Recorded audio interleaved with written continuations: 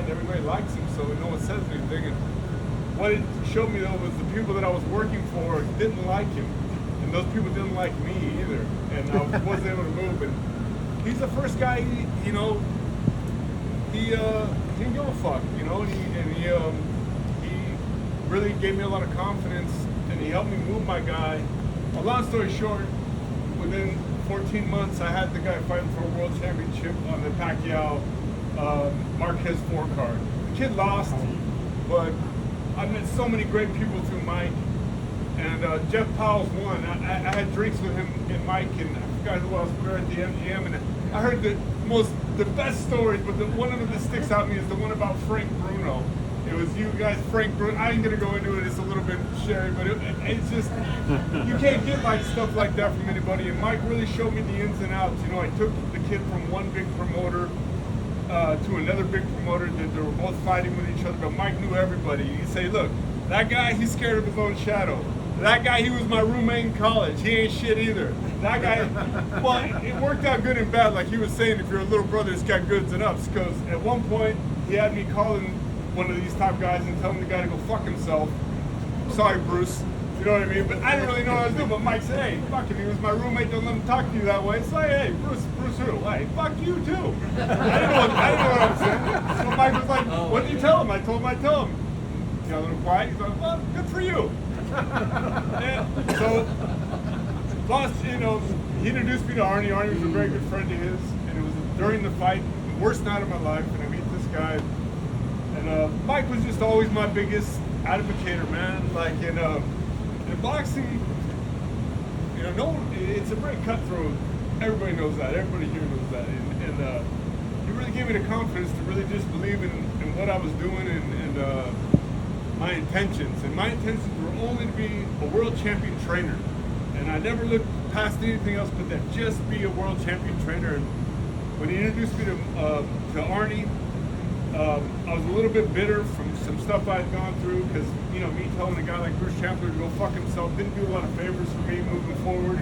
So I got a little blackballed for a little bit. But I met Arnie through Mike, and he just basically told me that talent shines through, you know what you're doing, and if you get the right guy, you're going to get there. And we got a guy who's probably the longest shot from a guy you could ever take there. And Arnie, who he says, I got this guy, the Flying Dutchman. His name is Arnie. And he's got a kid. The kid's from a youth program, and here I am. I just came off the Pacquiao show. I had a kid fight for world title. I said I got a kid from a youth program. I was like, all right, fuck it. So he brings this kid over, and the kid got power. We go through it, and that's it. 6 years later, we go to England in front of 40,000 people, and the kid wins the world title. And all I could think about was Mike. And we always would just talk. I didn't get out to see him a lot, but we would always talk. And before I get to a couple little things I want to read, I want to say this. Mike's just one of them people that, if you ever felt like you weren't there and you weren't able, then he was going to tell you, bullshit, pick yourself up. Because you're good, you're great. You're not good, you're great. And I always will thank him for that. So I always keep him in mind because he's part of the old school. Guys like that, they just don't make anymore. And he will be back, and I'm gonna miss my conversations. Last interaction we had was right before the Tyson and Roy Jones Jr. exhibition, which we would joke about it. He says, "Hey VP, who you got with Tyson Jones?" And I said, "I got Tyson by a blunt," and he's laughed his ass off. So that was it. But Peterson, after being around, Peterson kept all Mike's quotes, good ones, and he just said, I got to share a couple because they bring back so many memories. We'll start off for any reason, she doesn't pan out, get the fuck out. Too lazy to work, too nervous to steal.